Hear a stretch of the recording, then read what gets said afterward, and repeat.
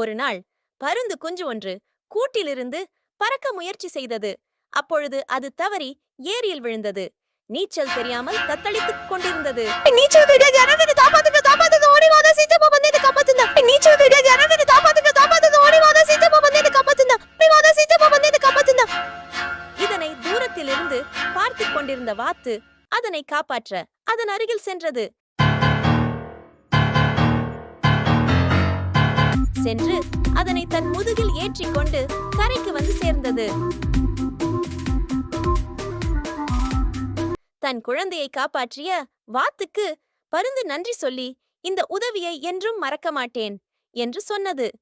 ஏம்பா வாத்து, உனக்கு ரொம்ப நன்றிப்பா.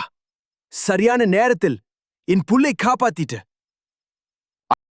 மற்றொரு நாள் தன் நண்பனுடன் மரக்கிளையில் அமர்ந்து வாத்து தன் குழந்தையை காப்பாற்றியதை சொல்லிக் கொண்டிருந்தது. இன்னைக்கு என் புல்ல அந்த வாய் நசுக்குன மாதிரி இருக்குமே, ஒரு மஞ்சு வாத்து அதுதான்ப்பா காப்பாத்துச்சு.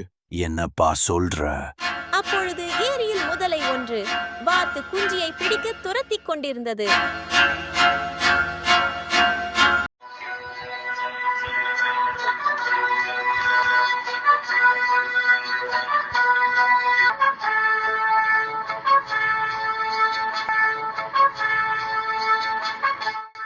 பயப்படாத செல்லம், நான் உன்னை ஒன்னும் பண்ண மாட்டேன்.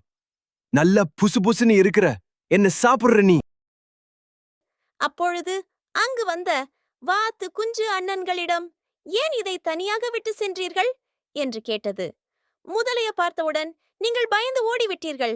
நான் மாட்டியிருந்தால் இந்நேரம் முதல் என்னை விழுங்கியிருக்கும். நல்ல வேலை பருந்து வந்து என்னை காப்பாற்றியது. டேய் தடி பசங்களா, முதலைய பார்த்த உடனே என்ன தனியா விட்டுட்டு ஓடி போயிட்டீங்க?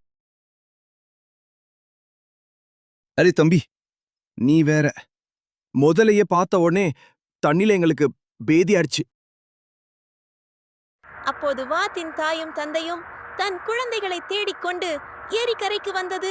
டேய் சின்னானே, டேய் பெரியவனே, எங்கடா இருக்கீங்க? ஏதாச்சும் சத்தம் போடுங்கடா. குலபுஸ்கான், குலபுஸ்கான், ஏய் குலபுஸ்கான், எங்க இருக்க?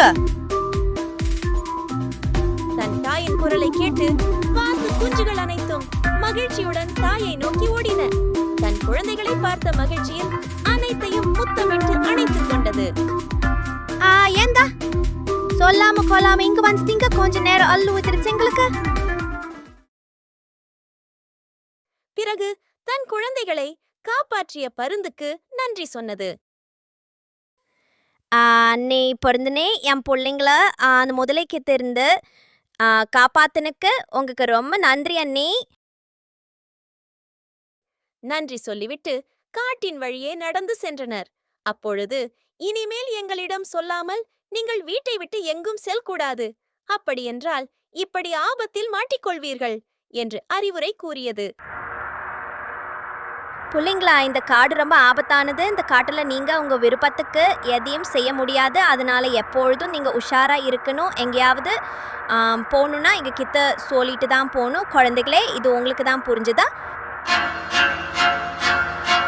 வாத்து குடும்பம் ஒன்றாக சேர்ந்து காட்டில் மகிழ்ச்சியாக தன் வீட்டில் வாழ்ந்து வந்தனர். நன்றி, வணக்கம்.